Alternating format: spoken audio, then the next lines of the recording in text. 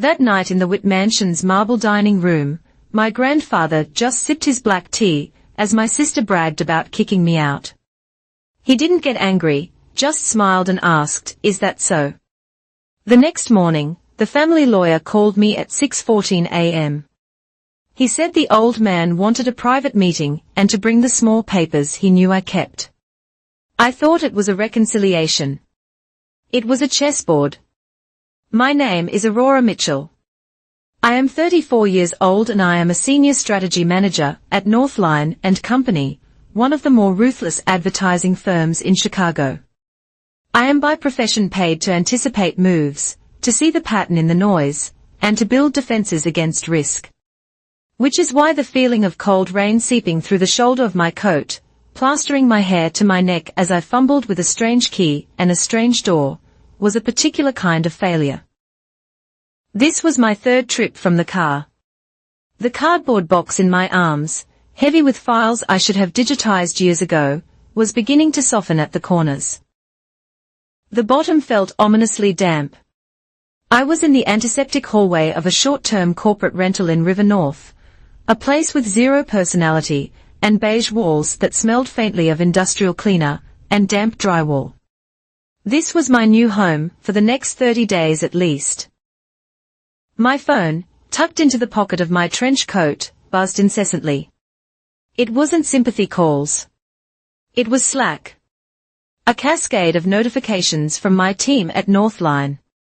A client, a major beverage distributor, was panicking about a competitor's Q4 media buy. My life was being compressed, simultaneously crushed by the pressures of my career and the petty, devastating fallout of my family. I finally managed to turn the key, nudged the door open with my hip, and shuffled the sagging box onto the generic laminate entryway. The apartment was silent. Sterile. The only sound was the hiss of the rain against the window, and the relentless digitized thwack thwack thwack from my pocket. I sighed, pulling the phone out. My thumb hovered over the Slack icon. But it was the other notification that caught my eye. A new message in the Mitchell-Whitlow family group chat. It was from Sienna, my younger sister. The reason I was standing in a soulless rental unit holding a box of wet paper. The message itself was a masterpiece of passive aggression, cloaked in the breezy, triumphant tone she reserved for her social media. Just wanted to let everyone know I finally got the apartment all to myself. It was time. Had to give Aurora a little push. You know, she's 34. It's time she learned to be independent. Love you, big sis. Attached was a photo. Sienna, her arms slung around her new boyfriend, Colin. They were beaming, raising champagne flutes in my old living room. Colin was sitting in the faded blue armchair I had spent a month restoring. On the coffee table were empty pizza boxes and several beer bottles. They were celebrating my eviction. My thumb moved with the detached precision of my job. I didn't reply. I didn't engage. I screenshot the message. I saved the photograph to a secure folder on my cloud drive. It was a reflex now, honed by years of strategic training and reinforced by a lifetime of managing Sienna. Every action is a data point. Every post is a potential exhibit. The only person who understood this methodology was the man who taught it to me, my grandfather, Leonard Whitlow. My grandfather is a self-made man, a retail industrialist billionaire, who built Whitlow Holdings from a single discount storefront in the 1950s into a national behemoth. He has retired from day-to-day operations now, but his shadow still dictates the terms of our lives. He was not a warm man. He did not hug or offer gentle platitudes. Instead, he taught me lessons. When I was 12, lamenting a grade I felt was unfair, he didn't coddle me. He sat me down at his massive mahogany desk and said, "Aurora, if you don't have a record, you don't have a case. Feelings are noise. Facts are the foundation." I took that lesson to heart. It's how I survived my family. It's why I started what I called my evidence notebook, though it had long since evolved into a heavily encrypted digital ledger. I set the wet box down and opened my laptop on the generic particle board counter that passed for a kitchen island. I opened the file. It was all there, organized by date and category. There was the lease agreement for the apartment I had just vacated, dated 18 months prior. My name was the only one on it. Sienna's credit was shot after she defaulted on 3 credit cards. She couldn't get approved for a phone plan, let alone a 2-bedroom apartment in Lincoln Park. I signed. She promised to pay her half. There were the bank transfers, a neat column of debits from my account to hers, $2,000 for the security deposit, $500 for the utility setup, another $400 last month, when she was a little short because she'd bought tickets to a music festival. There were the emails, Sienna begging me to co-sign the lease. I swear, Rory, I'll be so responsible this time. He's different. There had been many he's different. My mind drifted back, pulling up older files stored in memory. 3 years ago, a panicked, crying call from Aspen. Sienna had gone on a ski trip she couldn't afford. She tried a black diamond run to impress a guy and shattered her wrist. She had no insurance. I paid the emergency room bill and the subsequent specialist fees. She never paid me back. Just last year, the work crisis. She had landed a junior marketing gig, a job I had pulled strings to get her. She missed a critical deadline for a product launch, simply forgetting to upload the assets. Her director was ready to fire her. I spent 48 straight hours, fueled by black coffee and a quiet, simmering rage, rebuilding the entire campaign deck from scratch. I emailed it to her at 4 a.m. She presented it as her own at 9 and got complimented on her diligence. Sienna took that, it was her function. I enabled, that was mine. But the ground beneath us was shifting.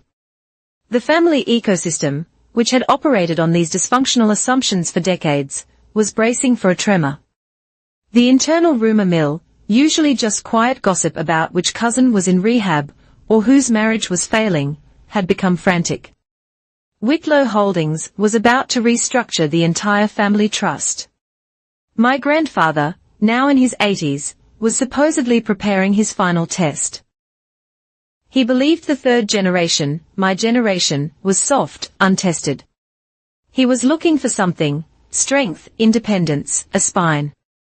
Sienna, in her profoundly misguided way, must have thought kicking me out was a demonstration of that strength.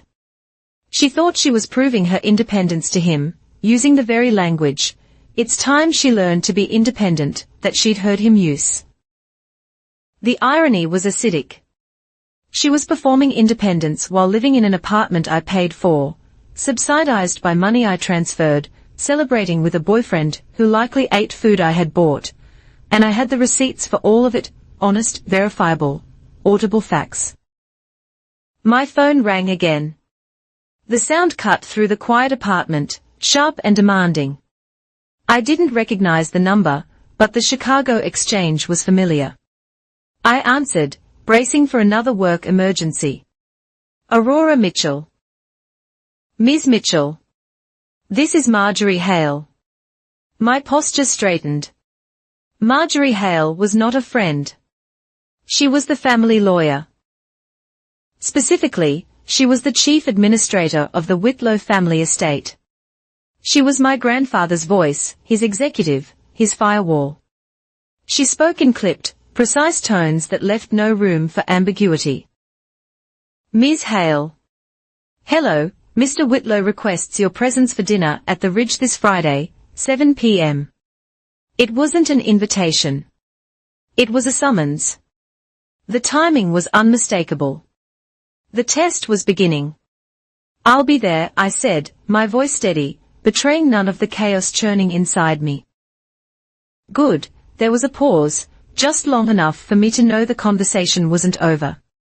And Aurora, she added, her voice dropping slightly. He trusts you know what to bring. She didn't need to elaborate. She didn't mean a bottle of wine. The line clicked dead. I looked around the empty beige room. I looked at the Slack notifications still demanding my attention. I looked at my laptop screen where the ledger of Sienna's debts glowed in the dimming light. Honest record-keeping. Facts are the foundation. My grandfather wanted the truth. And for the first time in my life, I was preparing to give it to him. Whitlow Ridge was not a home. It was a statement. It sat on the highest point in Lake Forest, a fortress of soaring glass plates and cold Indiana limestone, fused onto the bones of a Gilded Age mansion.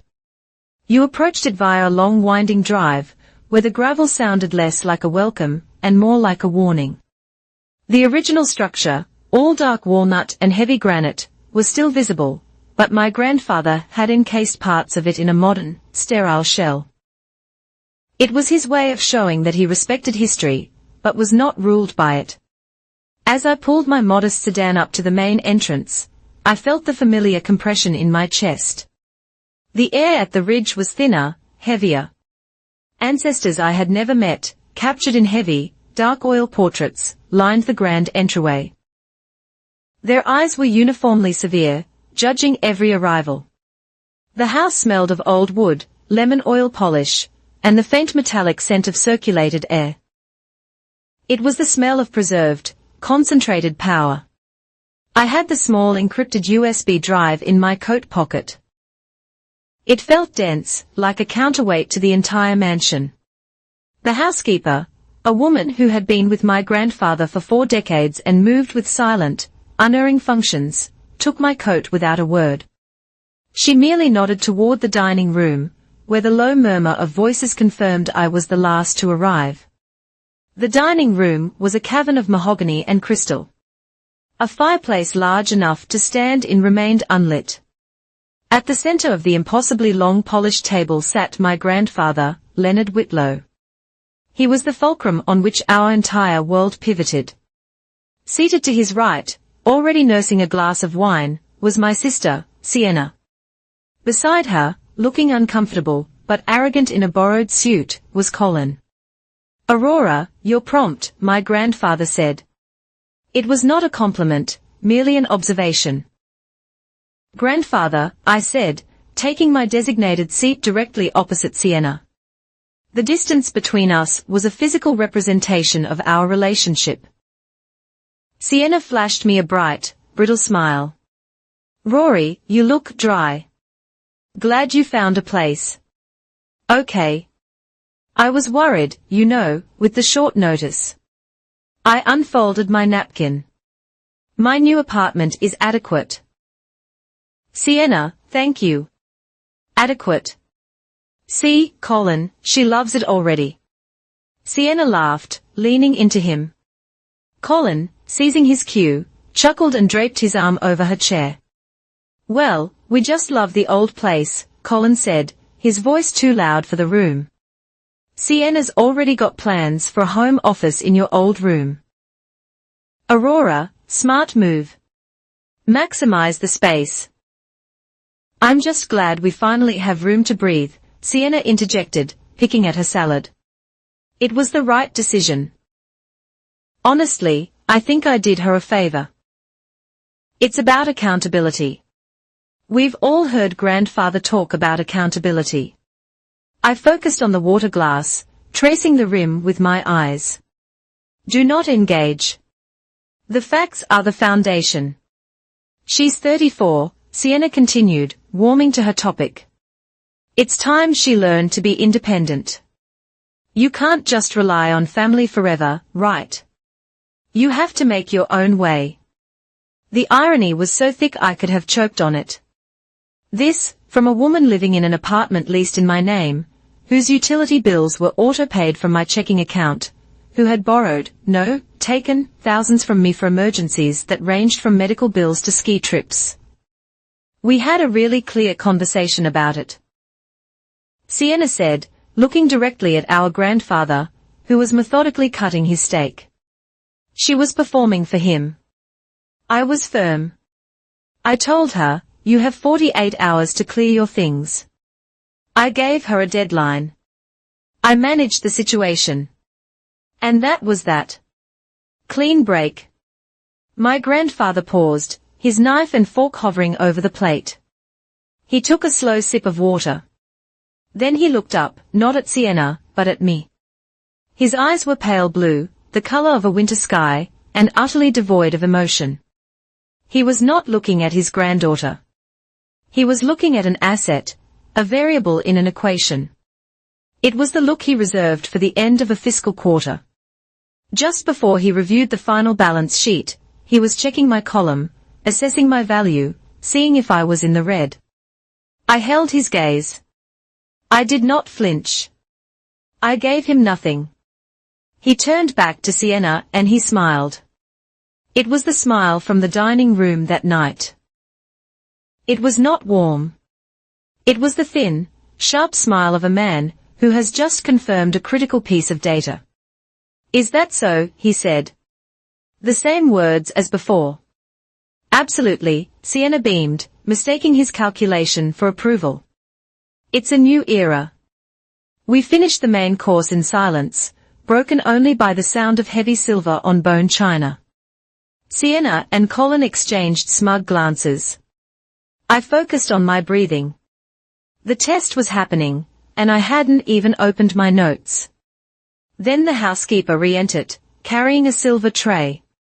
On it were not coffee cups or dessert plates, but 3 identical heavy-stock cream envelopes.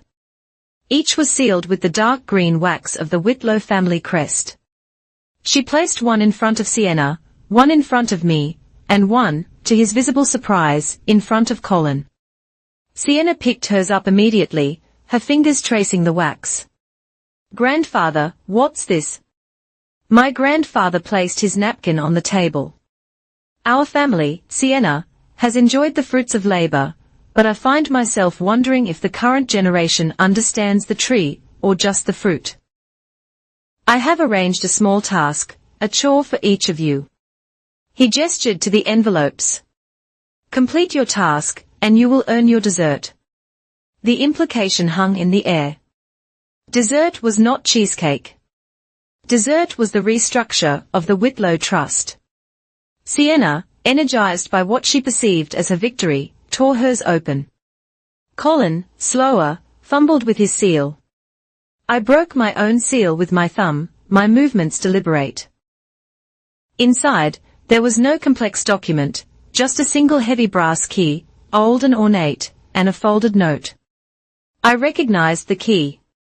It belonged to the auxiliary office within his main library, the room where he kept the private family ledgers, the one separate from the corporate holdings. I unfolded the note. The handwriting was his, stark, angular, and absolute. It contained 5 words. Just give me the truth. It was an order, but it was also, I realized, a shield. He was not asking me to be a tattletale. I looked up across the table. The mood had soured. What is this? Sienna said, her voice sharp. She was holding her phone, which she had used to scan a QR code printed on her card. It's some kind of value questionnaire. Please quantify your contributions to the family asset pool in the last 24 months. What does that even mean? She swiped down on her phone screen. And this is a copy of the emergency fund loan agreement I signed 3 years ago. Why are you showing me this? Read the appendix. Sienna, my grandfather said quietly. I don't. She started. But Colin had gone pale beside her. He was staring at his own sheet of paper, which had apparently been inside his envelope.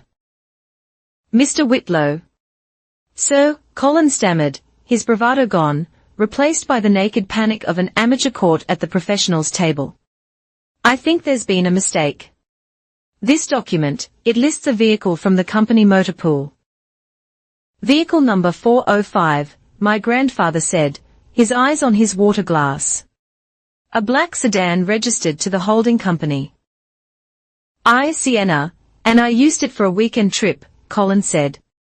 I was testing it for executive response.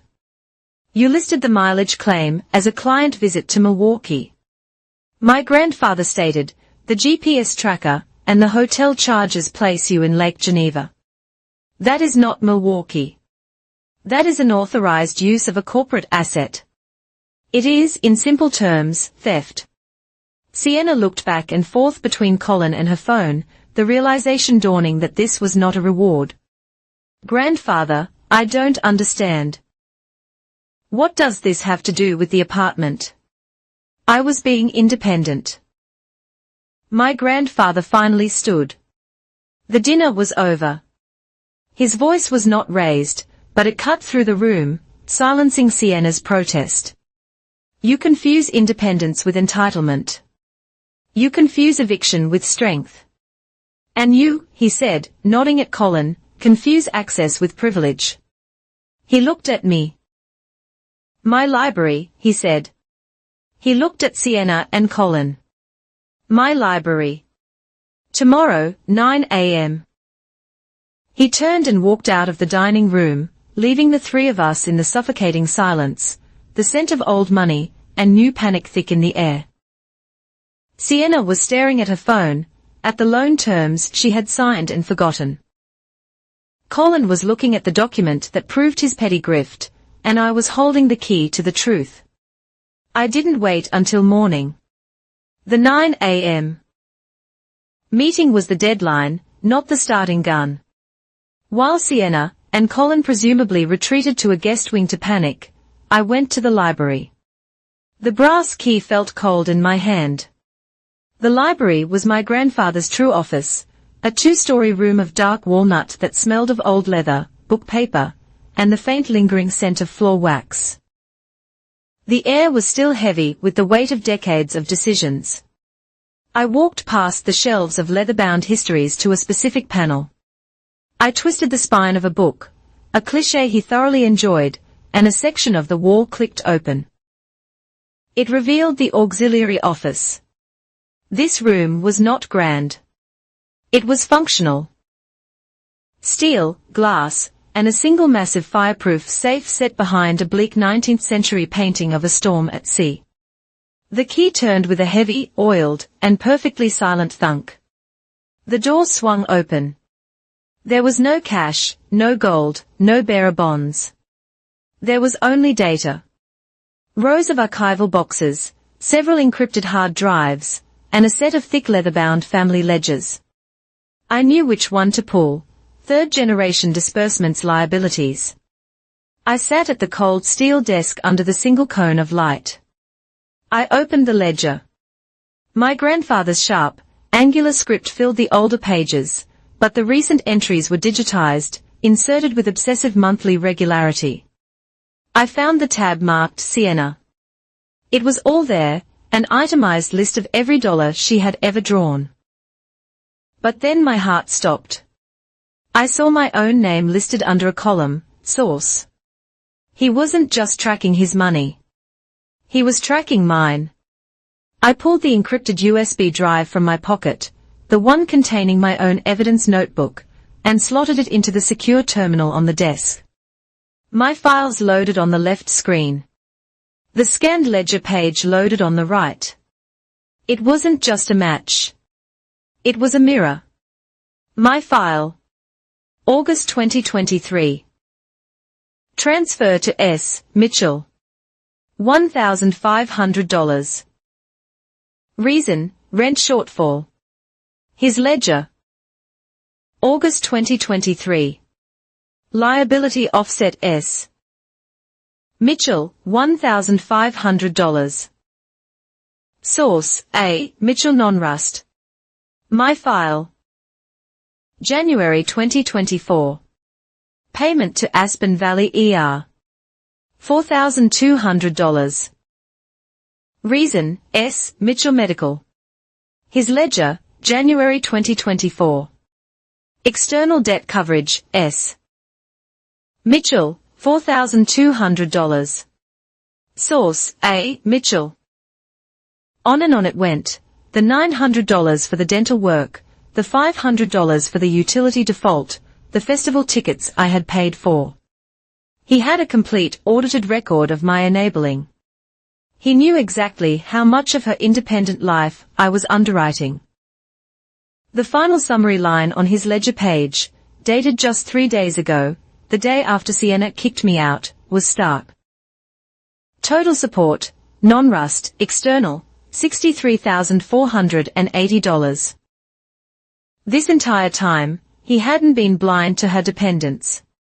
He had been testing me. He was waiting for me to stop being the family's chief financial martyr. A slight sound made me look up. Marjorie Hale stood in the doorway, a slim file in her hand. She did not seem surprised to find me there. He assumed you would be thorough, she said. Her voice was a low, clinical murmur. He knew, I whispered, gesturing to the 2 screens. He knew I was paying for all of it. Mr. Whitlow believes in balance sheets, Marjorie said, stepping just inside the room. He has always seen truth as a form of auditable dignity.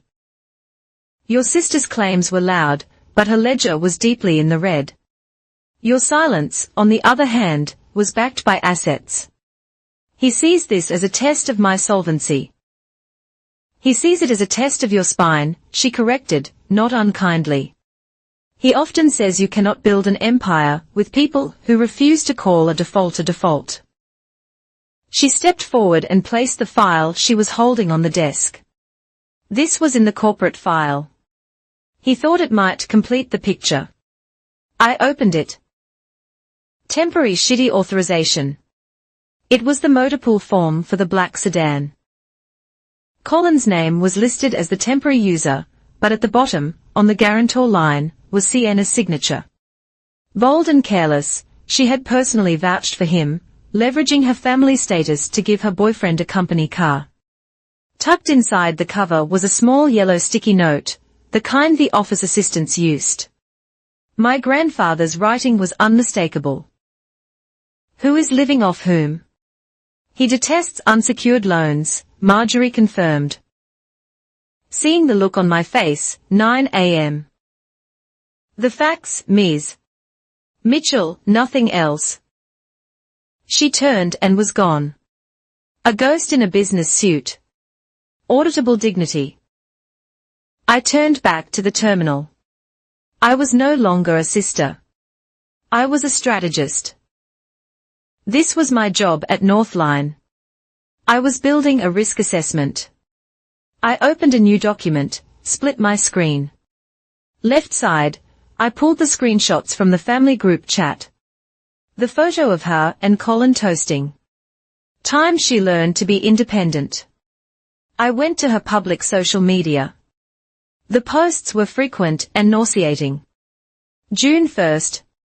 A smiling photo of her at brunch. Caption, finally clearing out the old and making room for the new.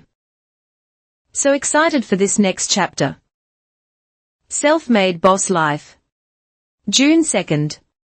My bank records. Wire transfer. $2,000 to Sienna Mitchell. Memo, app deposit. July 9th. A photo of her and Colin in Lake Geneva on the boat from the unauthorized car trip. Caption, living the life we deserve. Hustle earned. July 10th. The date on the falsified mileage report. The date her credit card payment, for which I was co-signed, was due. The pattern was undeniable. Every public boast of independence was a smokescreen for a private act of financial dependence. I methodically captured each instance, lining up the date of the boast with the date of the bailout. The final piece, the apartment security logs. As the leaseholder, I had full access. I logged into the building's portal. I pulled the time-stamped footage from Tuesday, 2:14 p.m. me, my face tight with humiliation, carrying a heavy box of books through the lobby in the rain. 4:58 p.m. less than 3 hours later, the elevator doors open. Sienna laughing, her head thrown back. Colin right behind her, dragging 2 large suitcases into the apartment. He wasn't a guest. He was a resident. I took a high-resolution screenshot, the look of pure mean-spirited triumph on my sister's face. The casual, proprietary way Colin swiped his new key fob. I added it to my file. I created a new heading, Legal Financial Risk Exposure. Item 1, Breach of Lease Contract, Article 4, Section 2, No Unapproved Occupants. I flagged my own credit score as the primary asset at risk. Item 2, Fraudulent Eviction, Illegal Occupation. I noted her 48-hour demand was legally void, and her immediate replacement of me with a non-paying, unapproved tenant constituted a hostile seizure of the lease. Item 3, Complicity in Corporate Asset Misuse. I attached the scanned shitty document. My work was done. I had the ledger, the timeline, the social media posts, the bank transfers, the shitty form, and the video evidence. I didn't need emotion. The facts were cold, hard, and perfect. I opened a final blank document. I typed the heading, Mitchell Asset Liability Review. I did not write a letter. I wrote a briefing note. 1. A documented discrepancy exists between stated independence and factual financial dependence. 2. Total non-rust support sourced from a Mitchell over 18 months, $63,480. 3. Active breach of lease agreement exposing the leaseholder, A. Mitchell, to significant financial and legal risk. 4. Complicity in unauthorized use of corporate assets, Whitlow Holdings Motor Pool. It was one-page, clinical, static facts. No commentary. I fed a single sheet of my grandfather's thick cream-colored bond paper into the printer. It emerged warm. I picked up the heavy fountain pen from his desk. I looked at the signature line. This wasn't Rory. Rory was the sister who paid the bills and absorbed the insults. Rory was the one who got kicked out in the rain. Rory was a bad debt. I signed my name, the nib scratching lightly on the heavy paper. Aurora Mitchell, North Line Company, Strategic Operations. It was a commitment, a promise to myself that I would no longer be the family's shock absorber. I would be the strategist. I placed the single sheet of paper and the USB drive into a clean manila folder and closed it. I left the library and went to wait for 9 a.m. 9 a.m. The heavy oak doors of the library clicked shut. The sound muffled by the sheer density of the room. This was not the grand two-story space for show. This was my grandfather's working library. The auxiliary office from the night before. It was a room of steel, dark wood, and cold light, designed not for comfort, but for decisions. My grandfather, Leonard Whitlow, sat behind his massive desk. He wore a simple dark sweater, but he commanded the space as if he were in a full suit of armor. Marjorie Hale stood to his left, her tablet glowing, her posture that of a silent court reporter. On a stiff, uncomfortable leather sofa opposite the desk sat Sienna and Colin. They looked pale and exhausted, as if they had spent the night arguing rather than sleeping. The silence stretched, thick and tactical. My grandfather let it build, a tool he often used to let people defeat themselves. Sienna predictably broke first. Grandfather, about last night. I think there's been a huge misunderstanding. Colin and I. Sienna. He cut her off, his voice flat. He did not look at her. He was studying a single sheet of paper on his desk. My summary. You made a claim last night.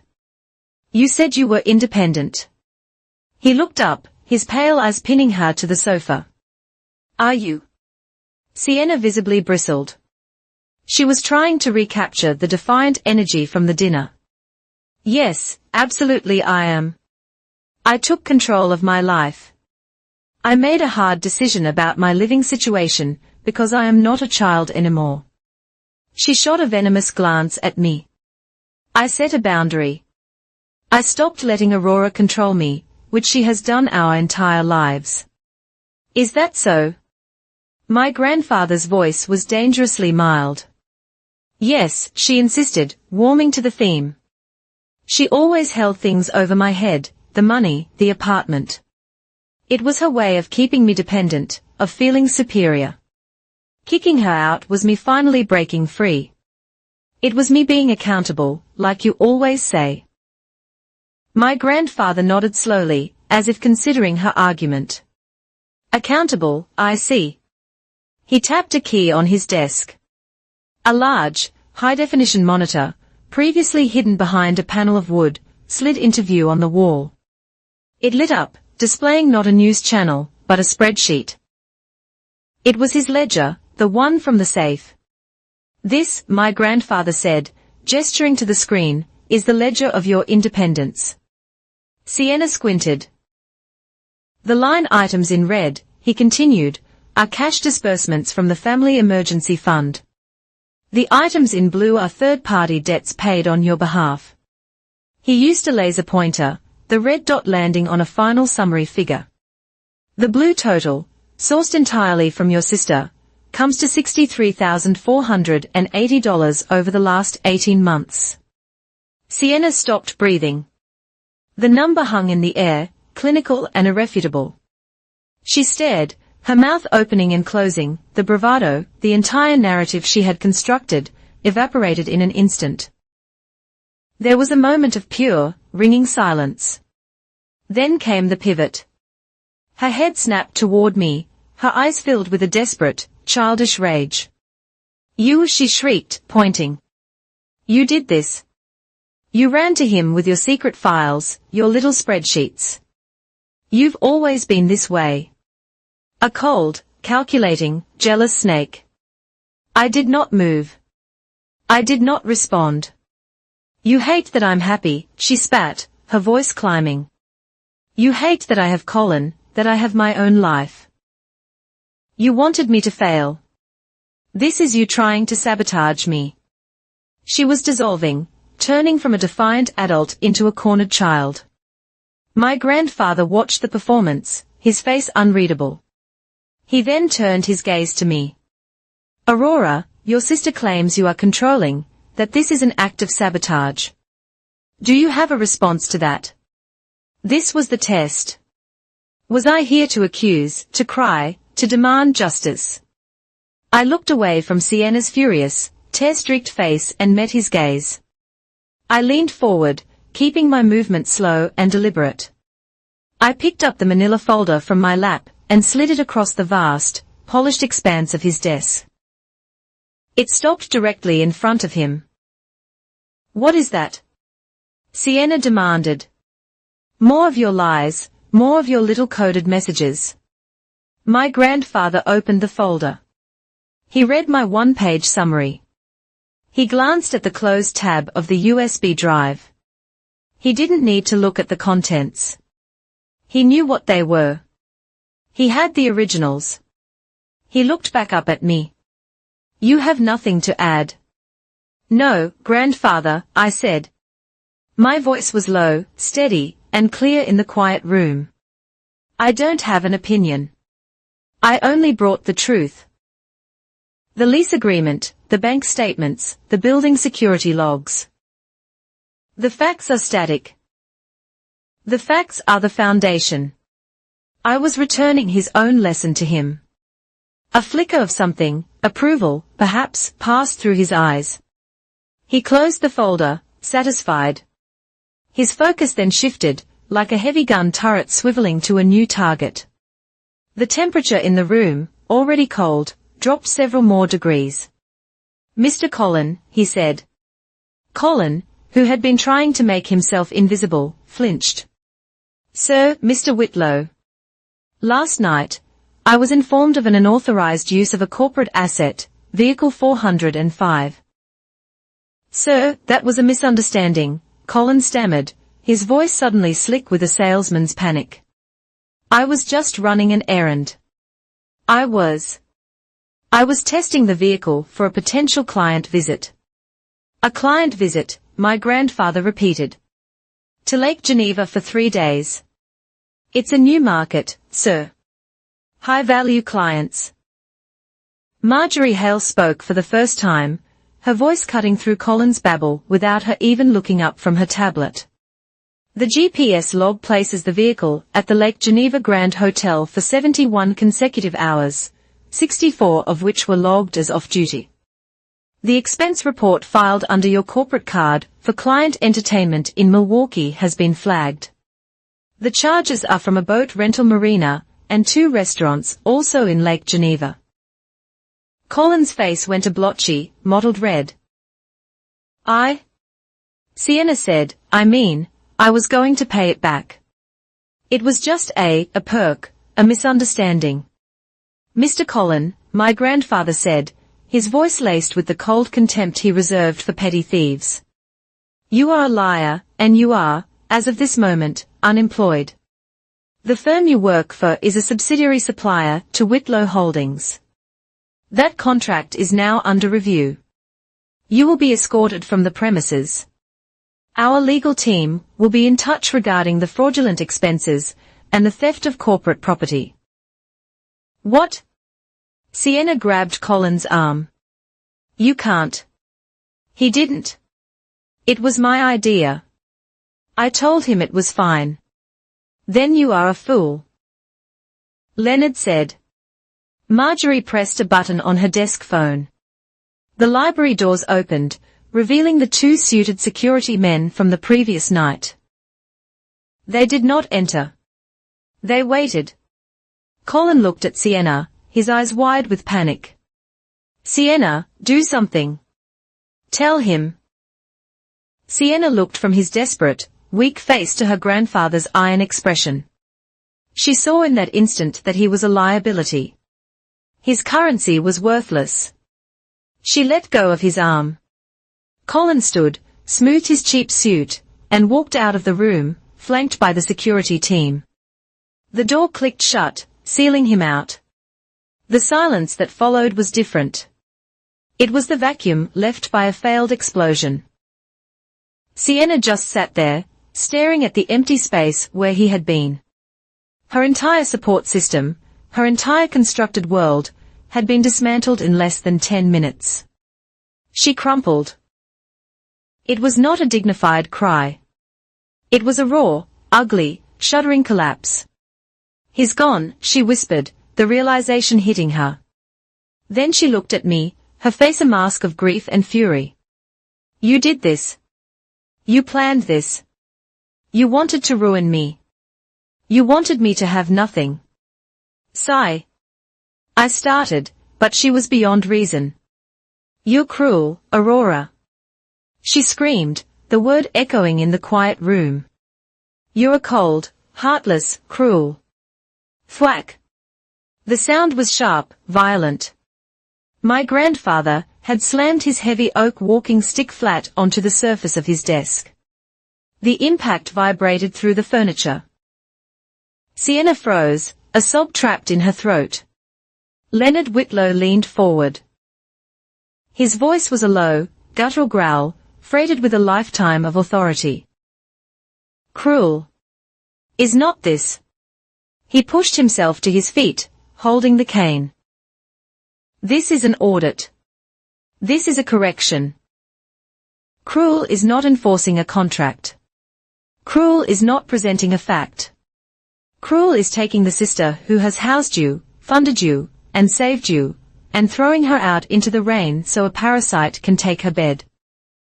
That is cruel. Sienna recoiled as if he had slapped her. You wanted to be independent, he said, his voice returning to a cold boardroom monotone. You wanted to be accountable. I am granting your wish. Someone in this family needs to learn how to sign a lease and pay a security deposit with their own money. It will no longer be Aurora. He looked at me, then back at her. This is the Whitlow test. It begins today. It will last for 30 days. Your every action, your every decision will be observed and recorded. Your final position within the family and within the trust will be determined by your performance. Do not, he said, his eyes locking on Sienna, disappoint me further. He turned, walked to the door, and left.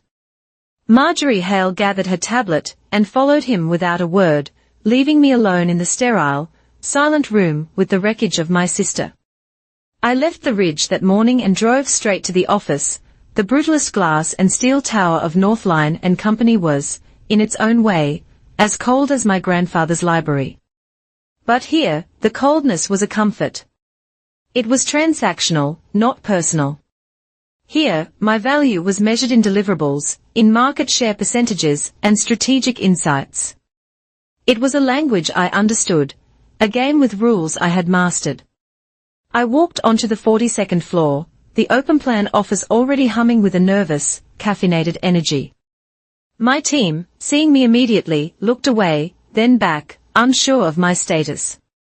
News of family drama, especially Whitlow drama, travels faster than any internal memo. I ignored them, set my bag down, and booted up my terminal. My boss, Mark, was at my desk in under a minute. He was a man who survived on adrenaline and bad coffee. His shirt sleeves always rolled up, his eyes always scanning for the next fire. "Mitchell, you're here. Good." He spoke in clipped sentences. "You're off the beverage distributor. They are stable. Where are you putting me?" "Westridge Outfitters." I felt a genuine jolt of professional dread. Westridge was the account no one wanted. They were a legacy outdoor apparel brand, hemorrhaging money, their identity completely diluted by a series of terrible marketing decisions. They were high risk, high maintenance, and on the verge of firing us. "That's a clean-up job, Mark," I said. "It's a strategic overhaul," he countered, not unkindly. "They are bleeding. Their supply chain is a mess. Their brand message is incoherent. They need a new operational strategy before we can even think about a new campaign. This isn't ads. This is triage. This is you." He was right. It was exactly my skill set. "Fine. Send me the core files." I spent the next 2 days buried in Westridge's data, building a fortress of spreadsheets around myself. I analyzed their logistics, their cost of goods sold, their disastrous marketing spend. The deeper I dug, the clearer it became that their problems weren't just bad creative, their problems were structural. On the third day, the rumor hit the internal Slack. A single message in the senior management channel from our VP of Finance. "Anyone hearing chatter about Whitlow Holdings sniffing around Westridge potential acquisition?" The words on my screen seemed to vibrate. My family, my new client. Mark was at my desk again, his face grim. "You saw it." "I just did," I said, my voice perfectly level. "The internal rumor mill says Whitlow is looking to acquire a 40% minority stake to fold them into their retail portfolio." "Mark," I said, logging out of my terminal. "We need to talk. Conference room, now." In the glass-walled room, I laid it out. "I cannot be the lead on this." He frowned. "Aurora, it's just a rumor. And even if it's true, it's a holding company. You're not on the board." "It doesn't matter," I said, leaning forward. "My family is currently in the middle of a restructuring. Let's call it that. My position and my sister's is under review. My grandfather is Leonard Whitlow. If Northline develops a turnaround strategy for Westridge, and Whitlow Holdings buys them based on that strategy, any success I have could be perceived as self-dealing. It's an unmanageable conflict of interest. I was, in effect, reporting myself. I was doing the exact opposite of what Colin had done, of what Sienna had always done. I was building a firewall before the fire had even started. Mark stared at me for a long time. He wasn't angry. He was calculating. "You're the only strategist I have who can fix Westridge. Then we create a firewall," I countered. "A real one. I will design the operational and supply chain strategy, which is purely data-based. I will have zero contact with the Westridge executive team.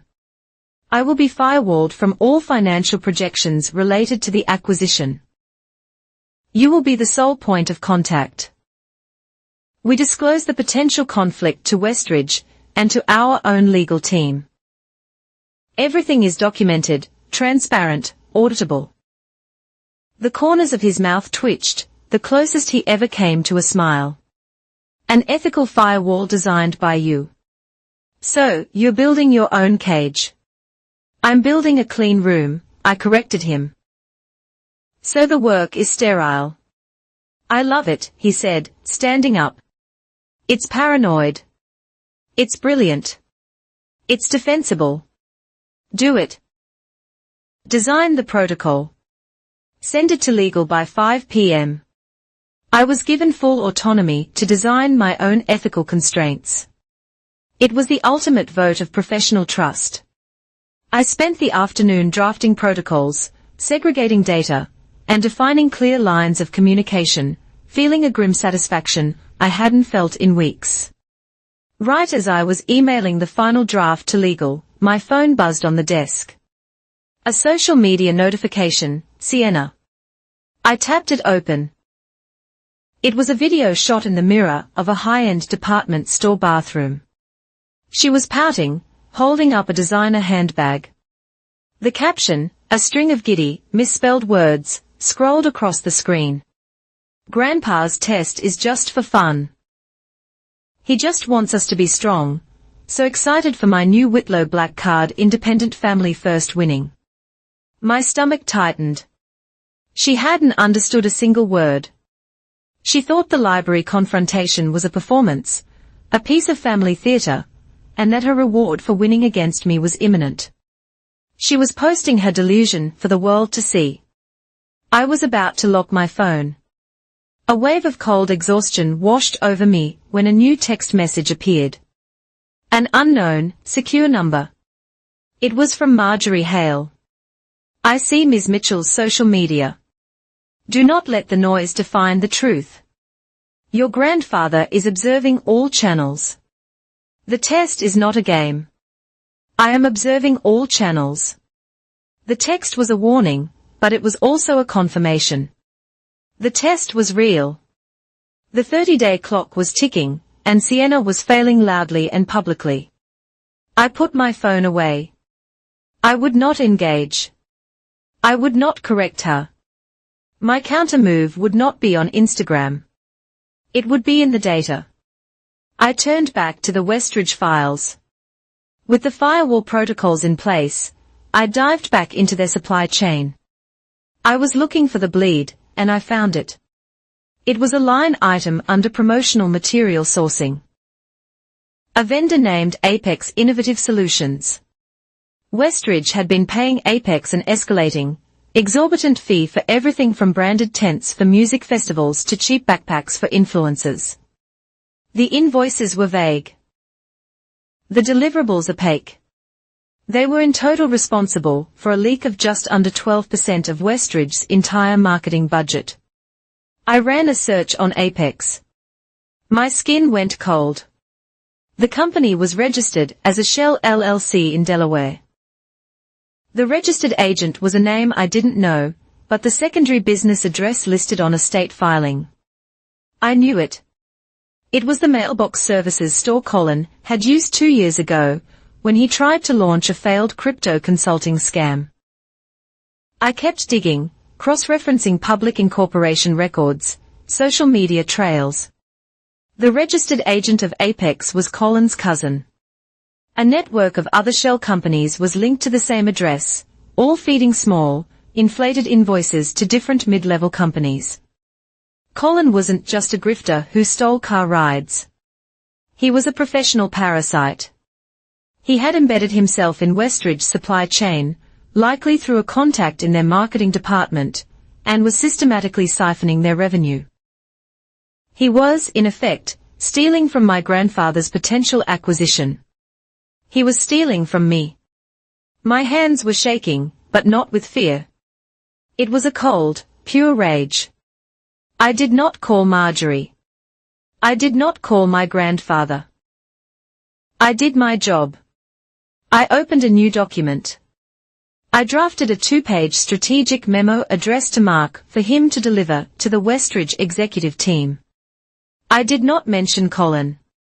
I did not mention fraud. I did not use the word theft. I wrote in the detached, clinical language of a strategist. A review of Q2, Q3 promotional expenditures reveals significant financial leakage. The vendor Apex Innovative Solutions presents a critical vulnerability. Their billing is non-compliant with industry standards and their cost-to-value ratio is negative. I detailed the 11.7% budget drain. I recommended an immediate and full independent audit of their contract and an immediate termination, citing non-performance. A new, transparent bidding process for these materials, I concluded, will result in an estimated 8 to 10% cost savings reallocatable to higher ROI digital media. It was a professional document, a piece of analysis, a solution. It was also, I knew, a kill shot. The memo would unknowingly land on the desk of whatever junior executive Colin had compromised. It would trigger a full-blown corporate investigation. It would sever his primary income stream. He had come into my home, lived on my money, and humiliated me. He thought he was insulated by his connection to Sienna. He had no idea his real vulnerability was a line item in a balance sheet I was paid to audit. I hit send, attaching the memo to Mark. Sienna could have her selfies and her fantasy black card. I chose to be silent online and to put my energy into the documents that mattered. The facts were the foundation, and I was about to trigger an earthquake. The memo on Westridge went into the corporate machine on a Monday. By Wednesday, the tremors had started. Mark confirmed, his eyes wide, that Westridge COO had called an emergency all-hands with their finance department. The vendor, Apex Innovative Solutions, was suspended pending a full forensic audit. The junior marketing exec, who had been Sienna's friend, and Colin's internal contact, had been walked out of their building by security. My 2-page memo had decapitated their entire grift. I felt a cold, clean satisfaction. It was the same feeling I got at Northline after launching a complex, multi-state campaign. It was a professional win. The personal side, however, was a void. On Thursday, I was working from the sterile quiet of my corporate rental when a security guard from the front desk buzzed up. "Ms. Mitchell, a courier is here for you from a Ms. Hale." "Send her up," I said, my stomach tightening. Marjorie Hale did not send a courier. She came herself. She stood in the doorway of my beige apartment, a vision of dark, bespoke wool in a sea of beige particle board. She did not enter. "Mitchell," she said, her voice as flat as the envelope she held. "Mr. Whitlow felt your previous file was incomplete." She handed me a slim, black, encrypted USB drive. It was heavy, cold to the touch. "This provides the legal context for the 30-day test. It is Trust Annex. He advises you to read it before the next phase." "What next phase, Marjorie?" "The one you have initiated," she said. She turned and walked back to the elevator, leaving me holding the drive. I closed the door and plugged the USB into my laptop. There was only one file. It wasn't a spreadsheet. It was a scanned 60-page legal document, the Whitlow Family Trust Annex, Covenants on Stewardship and Conduct. I scrolled past pages of dense legal definitions until I reached the operative clauses. My blood went cold. It was not a metaphor. It was a mechanism. I found the first one. Section 3, the No Humiliation Rule. Any beneficiary who willfully and publicly engages in conduct, written or digital, intended to humiliate, defame, or financially destabilize another family member, shall be subject to immediate review and potential disqualification from all discretionary trust distributions. Publicly digital. My mind flashed instantly to Sienna's triumphant, gloating Instagram story. The champagne flute, the picture of her and Colin, the caption, had to give Aurora a little push. Time she learned to be independent. It wasn't just a petty childish brag. It was a public execution. And it was, according to this document, a direct, actionable violation of the trust itself. I scrolled down, my hands feeling numb. There was more. Section 4, the care clause. This was the one that stopped my breathing. It wasn't about caring for others. It was about self-preservation. A beneficiary's eligibility for primary distributions, it read, shall be contingent upon a demonstrated ability to establish and maintain healthy financial and personal boundaries. A beneficiary, who willfully and repeatedly subsidize demonstrably destructive or dependent behavior within the family unit, shall be deemed to be failing in their fiduciary duty to the Trust's core principle of sustainable growth. I leaned back, staring at the beige wall. This was the real test, and it wasn't just for Sienna. It was for me. My entire life, I had thought my enabling of Sienna was a personal failing, a flaw in my character. I never realized my grandfather had quantified it. He saw it as a financial vulnerability, a failure of stewardship. My evidence notebook wasn't just me tracking my sister's debts. It was unknowingly my documentation of my own compliance failure. My act of finally saying no, of presenting the facts in the library, wasn't an attack. It was me finally coming into alignment with the core terms of the trust. A wave of nausea washed over me. I had never wanted this. I had never wanted to disqualify her, to disinherit her. I just wanted her to stop. I wanted her to pay her own bills. I wanted to not be kicked out of my own apartment. This document, this annex, changed everything. The facts I had gathered to protect my credit score were now the evidence that could be used to ruin my sister's life. The truth, I realized, was far heavier than I had ever intended. My phone rang, the sound jarring me out of my thoughts. It was his private number. Aurora, his voice was gravelly.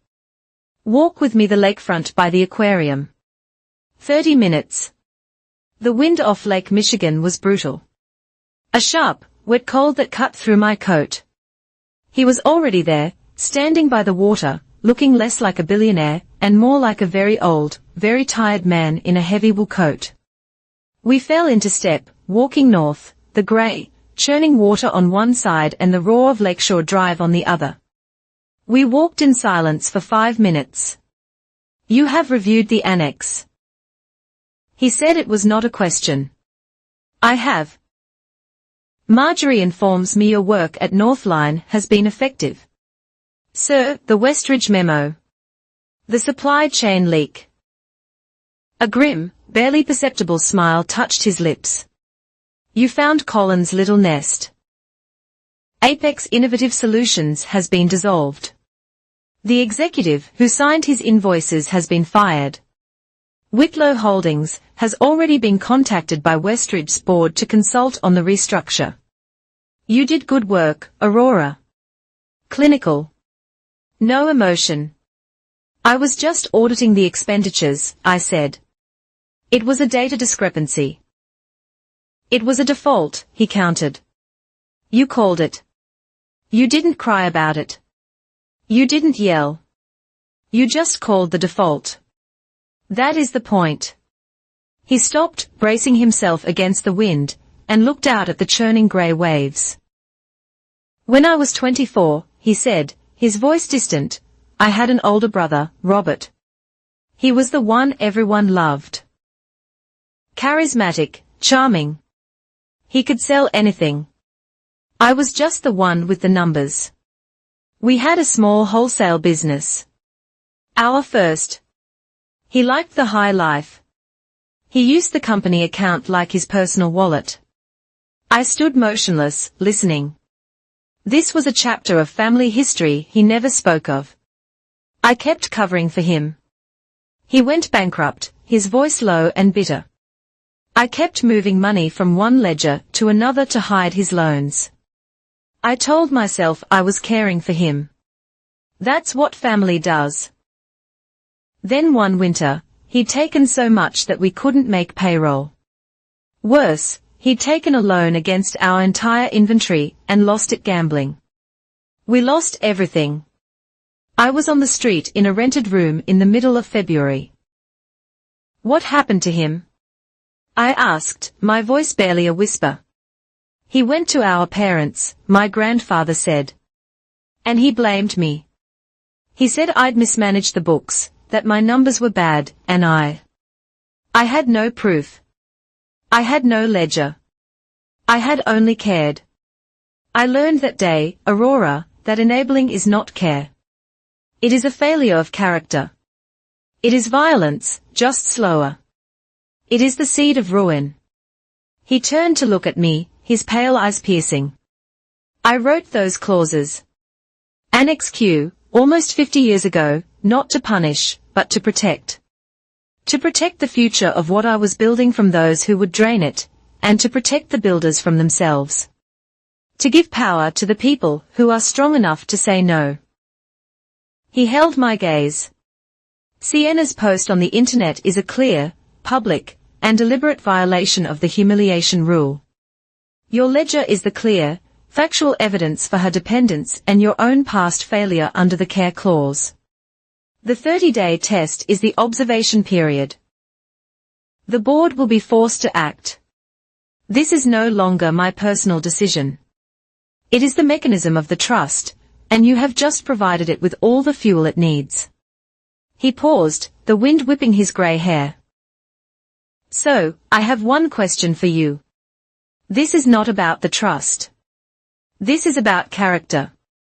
You have the facts. You have the power. Do you want to win, or do you want to be right? I thought about the word win. It felt cheap.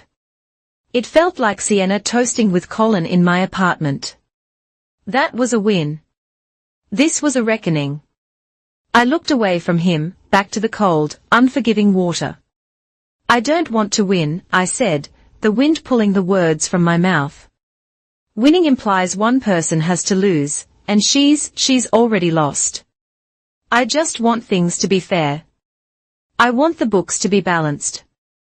I want it all to be right, without any more emotional violence. I don't want to destroy her. I just wanted her to stop destroying me. He looked at me for a long, hard moment. I saw something in his face I had never seen before. Not approval, but recognition. He nodded. A single, decisive dip of his chin. A final calculation had been made. Fairness, he repeated, as if tasting the word. A balanced book. That is a good, clean number. He gave my shoulder a single, awkward pat. Good. Go back to work, Aurora. He turned and walked back toward the waiting black car, his cane tapping a steady, firm rhythm on the pavement. I stayed by the water until I was numb with cold. When I got back to my apartment, my laptop was pinging. A new email had arrived. It was from Marjorie Hale. It was addressed to me, to Sienna, and to the 5 independent directors of the Whitlow Trust Board. Subject, urgent. Summoned to a special meeting of the Whitlow Trust Board. The message was brief. A full review of beneficiary conduct under Annex Q of the Trust Agreement has been triggered. Your presence is mandatory this Thursday, 10:04 a.m. Not 10:15 to 10:04. The time itself was a message, precision, accountability, and no room for error. The family confrontation was over. The formal proceeding was about to begin. The boardroom at Whitlow Ridge was nothing like the library. It was a modern, sterile glass box cantilevered over the formal rose gardens, which were now dormant and skeletal under the flat, grey November sky. It was a room designed for surgical precision. We were not seated as a family. 6 individuals, the independent trustees of the Whitlow Trust, sat in a severe semicircle. They were men and women I had seen at Christmas parties, but never spoken to, a former federal judge, a logistics CEO, the head of a university endowment. They were not family. They were fiduciaries. Sienna and I sat at a narrow table facing them. My grandfather, Leonard Whitlow, sat to the side against the glass wall. He was not at the head of the table. He was an observer, his hands clasped on the head of his walking stick, his face perfectly neutral. This was his design, a system that would outlive him, a machine of pure governance, and in a chair set slightly apart from Sienna, looking pale and ill-fitting in his suit, was Colin. He had clearly been summoned, and his presence was that of a defendant. The clock on the wall read 10:04 a.m. The meeting began. Marjorie Hale stood. She was not acting as the family administrator. She was acting as counsel to the trust. This special meeting has been called, she began, her voice crisp and amplified by the room's acoustics, to conduct a formal trigger review under Annex Q of the Whitlow Trust Agreement. The review was initiated by evidence of potential conduct violations by the beneficiary, Ms. Sienna Mitchell, and a review of the financial stewardship of the beneficiary, Ms. Aurora Mitchell. She used a remote, and the large monitor behind the trustees lit up. Exhibit A, Marjorie said. It was the screenshot of Sienna's Instagram story. The champagne, the apartment, the caption about kicking me out and independence. This digital post, shared publicly, constitutes a potential violation of the no humiliation rule outlined in Annex Q, Section 3. Sienna shifted, her breathing audible. Exhibit B, Marjorie continued. The screen changed, displaying a flowchart. A summary of non-rust support provided by Ms. Aurora Mitchell to Ms. Sienna Mitchell over the previous 18 months. Total, $63,480. Exhibit C, a scanned document, the lease agreement for Ms. Mitchell's former apartment. Ms. Mitchell's name, the sole signature. Exhibit D, a complex corporate diagram.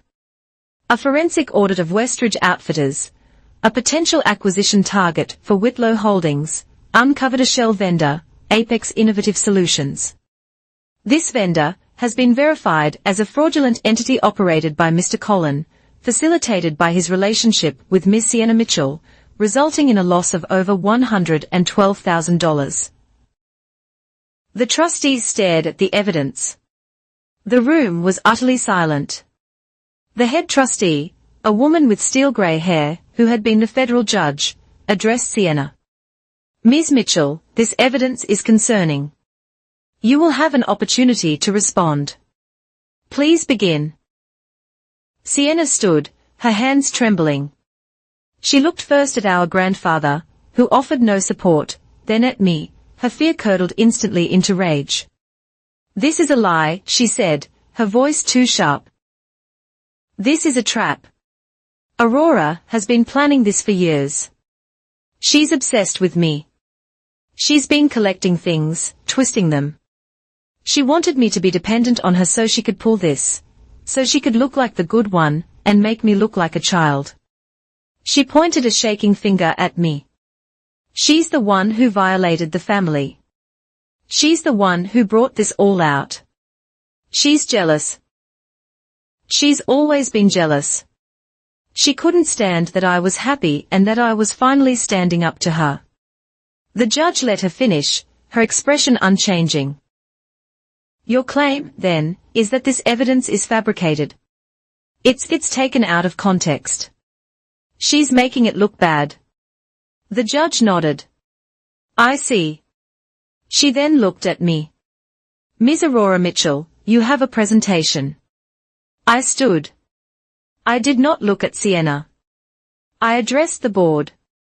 I am not here to provide context. I am here to provide the data. I have 8 slides. I clicked the remote Marjorie had given me. The screen changed. My slide was black text on a white background. No logos, no design. Slide 1, a timeline. On the left, the date of each public claim of independence or self-made status posted by my sister. On the right, the corresponding date of a cash transfer, bill payment, or debt settlement made by me on her behalf. The screen filled with a 2-column list. The correlation was absolute. Slide 2, lease liability. The apartment in question was leased solely in my name. The security log timestamped shows my sister's partner, Mr. Colin, moving in with his luggage less than 3 hours after I was forced to vacate. This is a violation of the lease terms, exposing me, the leaseholder, to significant financial and legal risk. Slide 3, asset misuse, the shitty authorization form for the company car signed by Sienna. Slide 4, the Westridge matter, a simplified version of my memo showing the 11.7% financial leak from the Apex vendor. I clicked to my final slide. It was just a number, $63,480. This is the total. I am not an accuser. I am a strategist. And this is a bad number. It represents an unsecured, high-risk, non-performing debt that I have been servicing. My only action has been to stop servicing it. I finished. The silence in the room felt heavy, like packed earth. Trustee number 3, the endowment head, leaned forward. Ms. Mitchell, Aurora, this is a comprehensive, and I must say, damning, collection of data. What is it you hope to gain from this presentation? Are you petitioning the board for a reallocation of your sister's portion of the trust? It was the crucial question, my grandfather's question, translated, do you want to win, or be right? No, I said, my voice clear. I seek no personal gain. I am not petitioning for any financial redistribution.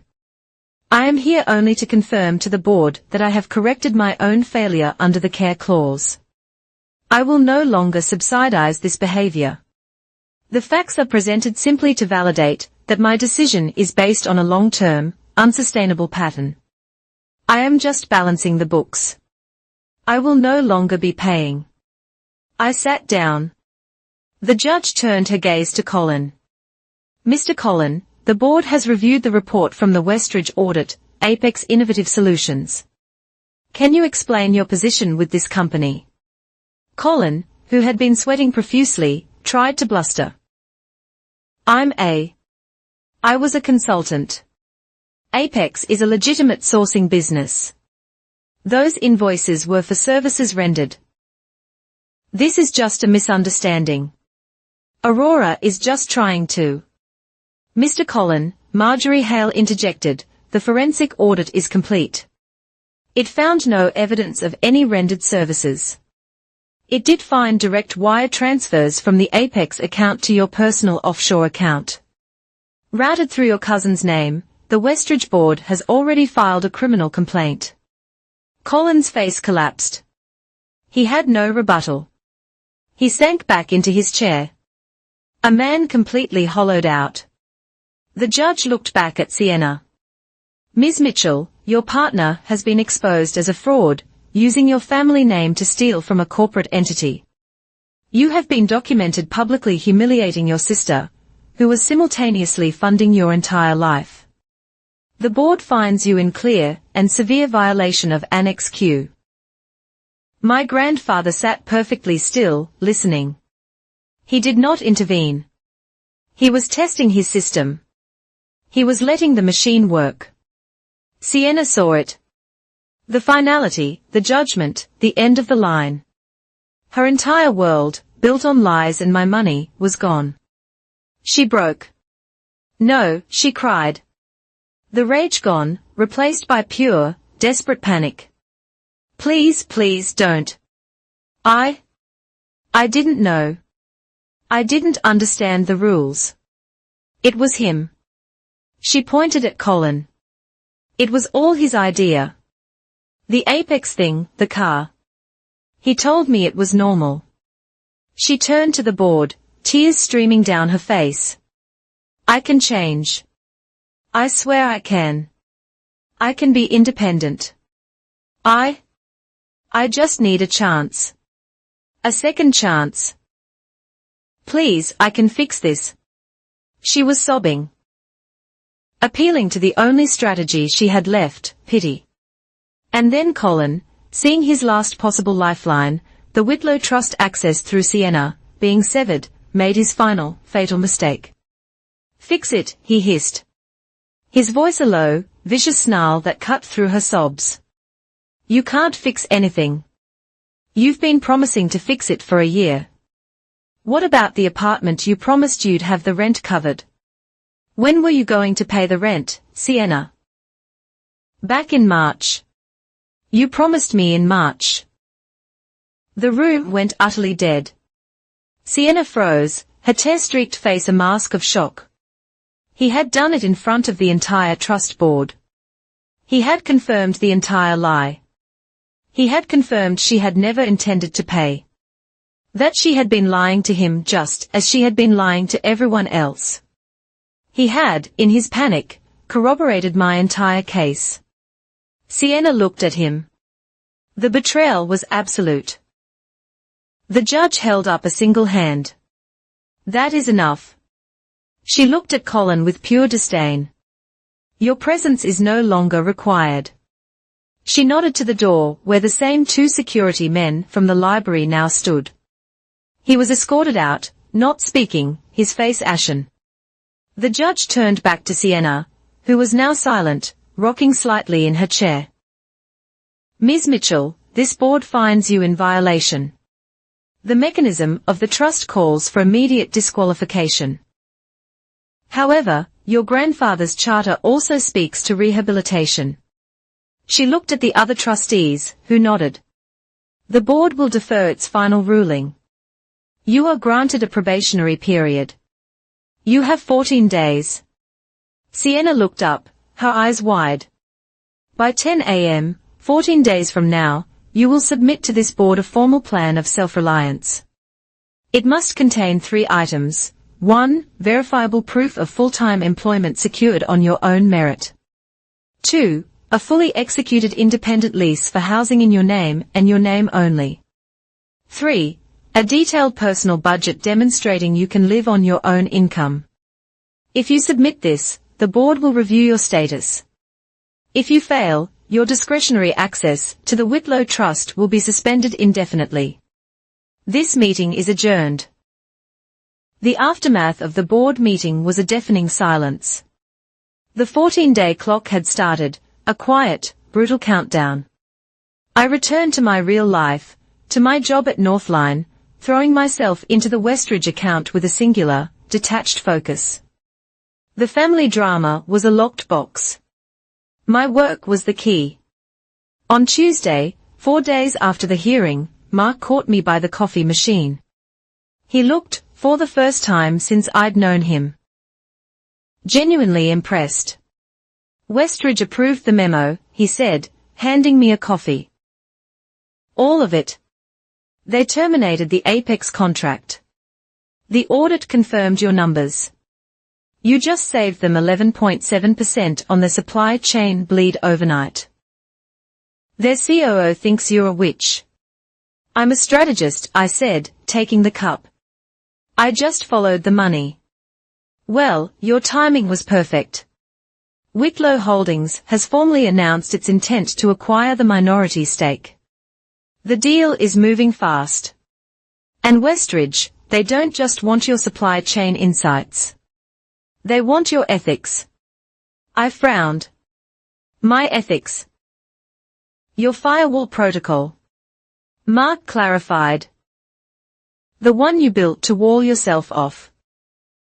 The Westridge CEO was so impressed by it, he sent it to their board, and their board sent it to Whitlow Holdings, as a model of transparency. Now, your grandfather's people want a meeting. My stomach tightened. About what? About the protocol. They want you to present it. A joint meeting. Northline, Westridge, Whitlow Holdings. They want to use your document, as the ethical framework for the entire acquisition process. This was an escalation I hadn't anticipated. My small defensive maneuver to protect my own career was about to become the legal standard for a multi-million-dollar deal involving my own family's company. I was being asked to build the cage and then lecture everyone on how the lock worked. Fine, I said. Book it. I didn't just prepare a presentation. I spent the next 2 days drafting a new document. I called it the Three-Way Compact on Interests and Integrity. It was a masterpiece of corporate strategy. It locked down every potential conflict. It defined, in stark, legally binding terms, what information could be shared between the client, Westridge, the agency, Northline, and the acquirer, Whitlow Holdings. It created specific, auditable channels for communication. It set clear penalties for any individual on any side who stepped outside those channels. It was not a defense. It was a fortress. It set a new standard for the entire industry. This was my answer to Sienna's chaos, to Colin's graft. It was a formal, structural, and impersonal counteroffensive. While I was building this fortress, the family front remained quiet. Too quiet. Then on day 10, an email. It was from Sienna, sent not to me, but to the entire trust board, including the judge, Marjorie, and my grandfather. I was just one name on a long CC list. The subject was my plan. The email itself was barely half a page. It was a jumble of vague sentiments. I'm really sorry things got so crazy, it began. I've been doing a lot of thinking and I'm ready to be the independent person I know I can be. It was the kind of non-apology you'd text after a minor argument, not after committing fraud and being threatened with disinheritance. Attached was her plan of self-reliance. My heart sank. It wasn't a plan. It was a digital suicide note. It was a 3-page document, clearly a template she had downloaded from a generic Get Your Life Together blog. The fonts were different in every section. There was a heading titled My Personal Budget, with subcategories like rent and food, but no numbers, just to be determined. There was a job search section that contained 3 hyperlinks, not to applications, but to the front pages of Indeed, LinkedIn, and a lifestyle blogger's career website. There was no resume. There was no lease application. There was nothing verifiable. It was pathetic. It was lazy. It was, in its own way, as arrogant as a celebratory Instagram post. She still believed this was a game, that the appearance of effort was enough. The board's response was almost instantaneous. A reply all from Marjorie Hale. On behalf of the trustees, Ms. Mitchell, your submission has been reviewed. It is incomplete, and does not meet the standards required by the board. No verifiable proof of employment, housing, or financial planning has been provided. This is not achieved. You have 4 days remaining. No further extensions will be granted. The digital slam of the door was absolute. The rumor mill, which had been dormant, flared to life. Colin had been officially missing for 3 days. His company-issued condo had been cleared out. His corporate cards were locked. His LinkedIn profile was deactivated. He had vanished, taking with him whatever cash he'd managed to siphon. He had cut Sienna loose the moment she ceased to be a viable asset. A darker, sadder rumor trickled out from the staff at the Ridge. Sienna, in a panic after the board's rejection, had driven to the mansion. She didn't try to get past the main gate. She went to the service entrance. She had tried to plead with the head housekeeper, the one who had served her tea since she was a child, begging her to just talk to him. She was politely and firmly informed that Mr. Whitlow was in a meeting, and that all family matters were to be directed to Miss Hale's office. She had been turned away by the staff from her own grandfather's home. I was in my beige rental, finalizing the last clause of the three-way compact, when my phone rang. My grandfather. Aurora, the voice was gravelly. The glass room now. The line went dead. I drove to the ridge. The house was silent, dark. The glass-walled boardroom was lit by a single desk lamp, casting long shadows. He was there alone, not at the table, but standing by the floor-to-ceiling windows, looking out at the black, skeletal shapes of the rose garden. He was wearing an old cardigan. In his hand, he held a pair of pruning shears. "You're compact," he said, not turning.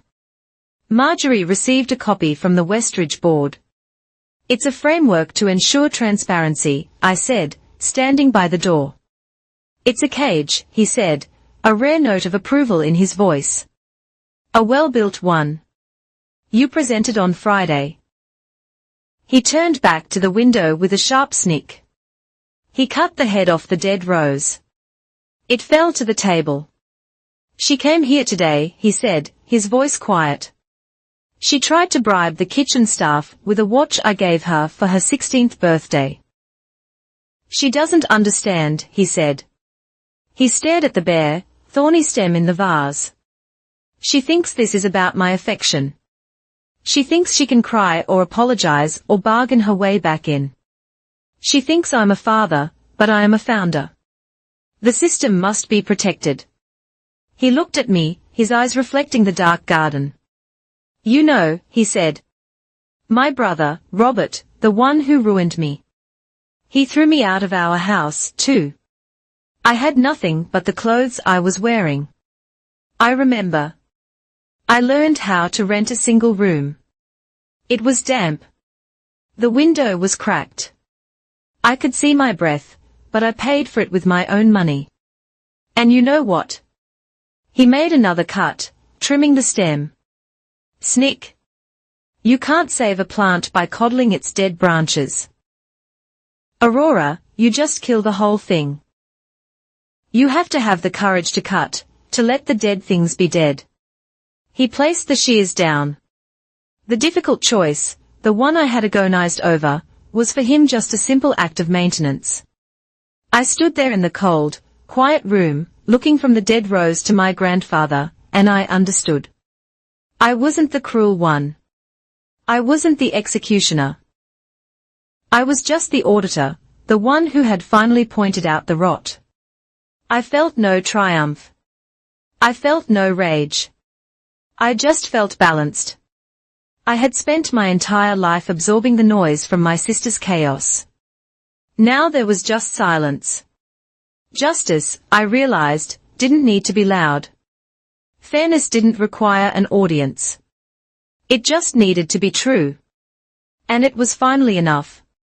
The final meeting, the end of the 14-day countdown, was held in the same glass-walled boardroom. The sky was a flat, unforgiving grey. The trustees were in their seats, a silent tribunal. My grandfather was in his chair by the window, a statue of watchful patience. The air was not tense. It was static, suffocated, waiting for the inevitable strike. Sienna was already there when I arrived.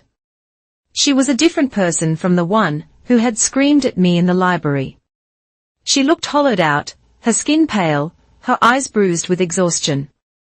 She wore a simple grey dress, and clutched a new manila folder in her lap. She looked up when I entered, a flash of her old defiance, but it was weak, like a dying ember. She looked away. The judge, the chairwoman of the trustees, began the meeting at exactly 10 a.m. Ms. Sienna Mitchell, the board has received your revised plan of self-reliance. We will review the documents you submitted at 9:52 a.m. Marjorie Hale stood, and the large monitor lit up. Document 1, she said, is a letter of offer from Shop Vibe Media for a position as a probationary junior content associate. A scan of the letter appeared. It looked plausible. Document 2 is a personal budget, Marjorie continued. The screen changed to a spreadsheet. It was detailed. It listed her exact probationary salary, itemized taxes, a bus pass, a food allowance, utilities, and rent. For the first time, it looked like a real budget. Document 3 is a lease agreement for a shared room occupancy in a multi-bedroom apartment. A quiet murmur passed through the trustees. On the surface, it was a stunning turnaround. It appeared she had, against all odds, met the criteria. She had done the work. I watched, holding my breath, waiting. The judge leaned forward, adjusting her glasses. Ms. Hale, the letter of offer. Please enlarge section 5, conditions of offer. Marjorie clicked. The text expanded. This offer of employment is conditional and probationary, contingent upon the successful completion of a 90-day review and the verification of professional references. Trustee number 3, the endowment head, spoke. The board's own inquiry conducted this morning found that the professional reference provided was Ms. Sienna Mitchell's former roommate, who is also the intern who hired her. The role is not salaried. It is a stipend per project basis. This is not secure employment, Ms. Mitchell. It is contingent gig work. Sienna shrank in her seat. It's a start. It's a real job. Let us move to the lease, the judge said, her voice hardening. Ms. Hale. The lease agreement appeared. It was for a small room in a larger apartment. The rent figure matched her budget. Please show the addendum, the judge said. The image changed.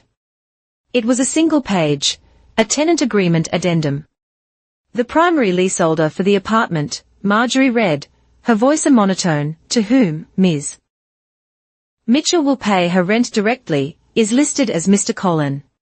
The silence that filled the room was a physical weight. Sienna had not escaped. She had not found independence. She had simply downgraded her status. She was no longer his girlfriend living in my apartment. She was now his tenant, living in his. Sienna, the judge said, and the use of her first name was a mark of finality. This is not independence.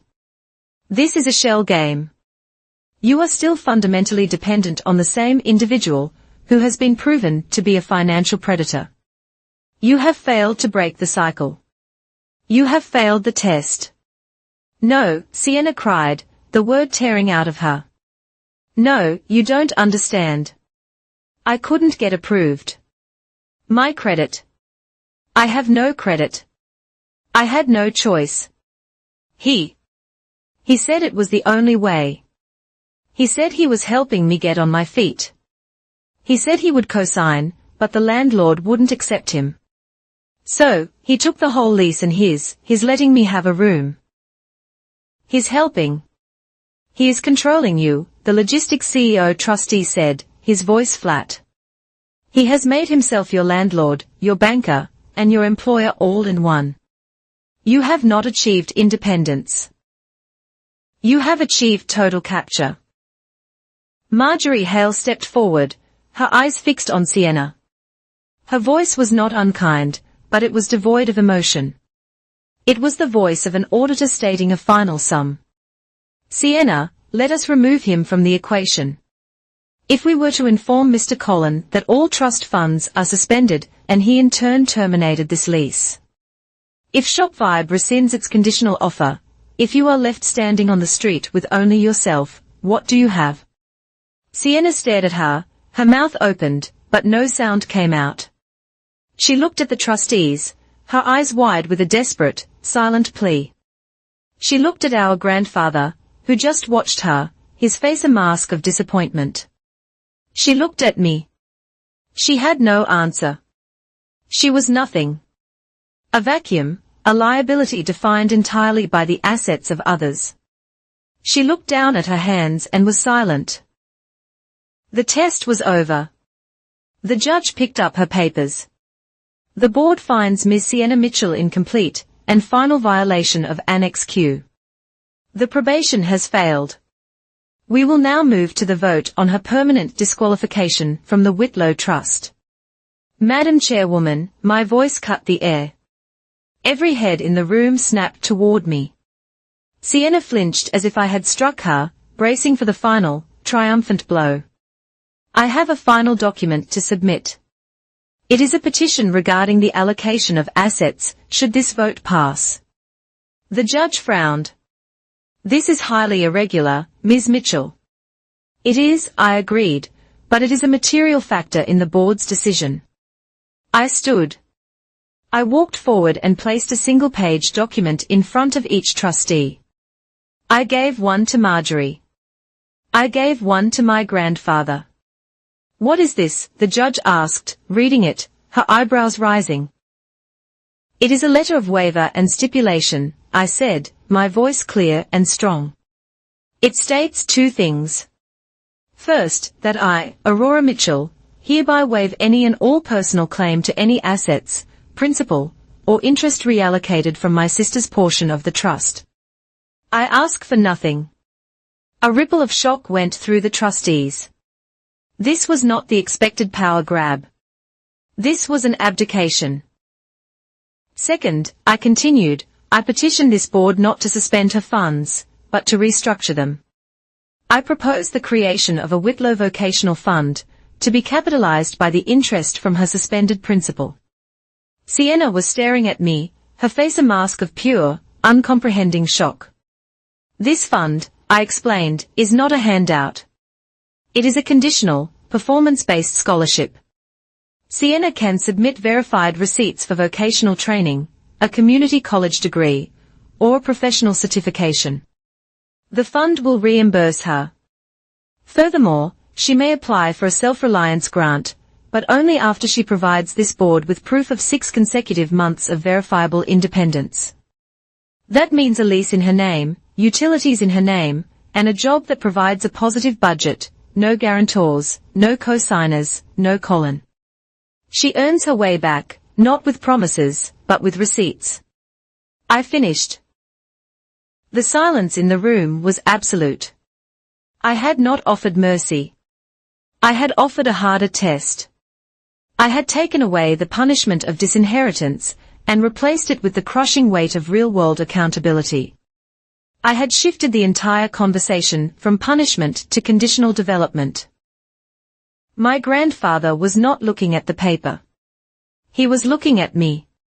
His face was unreadable. But I saw, for the first time, a flicker of profound recognition. I had learned his lesson. I was not coddling a dead branch. I was building a stronger, separate trellis and forcing the vine to grow on its own. I had shown him a healthy boundary and a form of kindness that was conditional, auditable, and sustainable. The judge was nodding, a slow smile spreading on her face.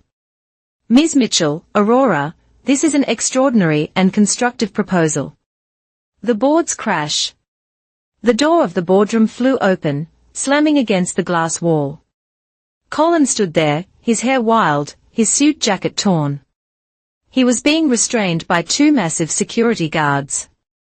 "Let go of me," he screamed, his voice raw with panic. "You can't do this.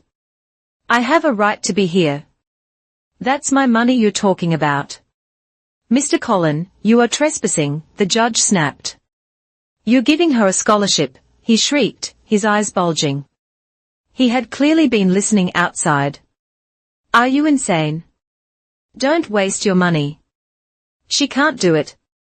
He lunged, breaking free for a second, and pointed a shaking finger at Sienna, who had recoiled in her chair. "She's a parasite. She can't do anything. She's never worked a day in her life. She'll waste it. She'll give it to the next man she finds. She's worthless. She's a black hole. Don't you dare waste good money on her." It was the most purely venomous act I had ever witnessed. He was not her partner. He was a parasite, and his host was being taken away. Sienna let out a small, strangled cry. It was the sound of her last illusion shattering. She finally saw him. He was not her savior. He was her assassin. The endowment head. Trustee number 3, the endowment head, held up a hand. He did not look at Colin. He looked at Marjorie. "Miss Hale," he said, his voice cold. "Please recite Annex Q, Section 3, Subsection B, the humiliation rule, as applied to third parties." Marjorie, calm as ever, recited from memory. "Any non-beneficiary acting in a formal trust proceeding who publicly defames, humiliates, or attempts to financially intimidate a member of the trust shall be cause for an immediate and permanent severance of all financial ties between that individual and any entity within the Whitlow Holdings portfolio." Colin froze. He didn't understand the words. The trustee translated, his voice filled with contempt. "Mr. Colin, your various enterprises have contracts with at least 4 suppliers in our investment portfolio. We were content to let the criminal courts handle you, but this public spectacle, you are finished." He tapped his tablet. "Marjorie, flag Mr. Colin and all his known associates. Terminate every contract. Blacklist him from all future bidding permanently." The blood drained from Colin's face. He had just set fire to his entire career in a single, desperate tantrum. The security guards grabbed him, and this time he did not resist. He was dragged out, sputtering, a man utterly destroyed. The door clicked shut. Sienna was weeping, her head in her hands. It was not a performance. It was the raw, ugly, final sound of a complete and total breaking. My grandfather stood up. He smoothed his cardigan. He looked at the scene, Sienna's collapse, the closed door, the stunned trustees, and me standing silent. He spoke, his voice quiet, but it filled the room. "Enough." The clock on the wall read 10:04 a.m. The heavy boardroom door clicked shut, sealing out the fading sound of Colin's desperate, enraged shouts. The silence that returned was absolute, heavier than before. Sienna was still weeping, but it was a quiet, exhausted, hollow sound. "Order," the chairwoman, the former judge, let the silence sit for a moment, then tapped her pen on the table. "The board has witnessed the regrettable interruption. We have a formal proposal on the floor presented by Ms. Aurora Mitchell, a waiver of personal gain, and a stipulation for the creation of a Whitlow Vocational Fund as a probationary restructuring of Ms. Sienna Mitchell's trust access." She looked at the logistics CEO. "You seconded this motion." "I did," he said, his voice firm. "We will now vote. All in favor of activating Annex Q, Section 4, in this modified form." One by one, the hands of the fiduciaries went up. I. The logistics CEO, the endowment head, the university president. It was unanimous. The judge looked at Sienna, her gaze direct but not unkind. "Ms. Mitchell, the motion passes. Your access to the primary trust is suspended. Effective immediately, you are eligible only for the Opportunity Branch, the Vocational Scholarship, and the Self-Reliance Grant. The terms are, as Ms. Aurora Mitchell defined them, conditional, performance-based, and requiring verified proof of 6 consecutive months of complete independence, no exceptions. This is your only path back. Do you understand, Sienna?" Her face pale and streaked, she just nodded. She understood. There was nothing left to bargain with. My grandfather, who had remained a statue by the window, finally stood. He had not interfered. He had let his system work. "Now," he spoke, "the board has acted correctly," he said, his voice filling the room. "This brings us to the second matter of the restructuring, the reallocation of responsibility." He looked at the trustees, then at me. "As the board has noted, Aurora has waived any and all financial gain from this proceeding. She will not receive $1 from her sister's suspended funds. That is not her reward." He paused, a flicker of something new in his eyes. "Instead, I am today announcing the formation of a new independent entity, the Whitlow Integrity Fellowship. It will be funded by a separate $5 million endowment from my personal holdings. Its mission will be to provide conditional scholarships based on proven, auditable effort to any member of this family, Sienna included, who demonstrates a true commitment to self-reliance. It is the mechanism by which one earns their way back, not through blood, but through work. He looked directly at me. The sole operating trustee of this fellowship, with full power to write its rules, audit its receipts, and approve its disbursements, will be Aurora Mitchell. A low murmur of genuine surprise went through the trustees. This was a massive grant of power, a profound statement of trust, but he wasn't finished. Finally, he said, and he pulled a single, folded document from his inner jacket pocket. Marjorie Hale stepped forward, but he waved her off. He unfolded it himself. This is a formal, legally executed transfer of proxy, he announced to the room. Effective today, my 2 controlling seats on the Whitlow Holdings voting board are transferred. The silence in the room was no longer just quiet. It was a vacuum. This wasn't the family trust. This was the company. This was the empire. For a probationary period of 18 months, my grandfather said, his voice steady as iron. My voting rights, my voice on the board that governs this company will be exercised by Aurora Mitchell. He looked at me. He was not smiling. He was conferring a burden, the heaviest one he possessed. He was handing me his legacy, his power, his entire life's work. Not because I was his blood, but because I had proven I could build a firewall, because I had balanced the books. He then, at last, turned to Sienna. She was staring, uncomprehending, at the document in his hand. She didn't even understand what had just happened. Sienna, my grandfather said, and his voice was softer now, almost weary. That night in the dining room, I heard you brag about kicking your sister out. Do you know why? She shook her head, numb. I smiled, he said. Because for the first time, I finally saw the lesson that needed to be taught.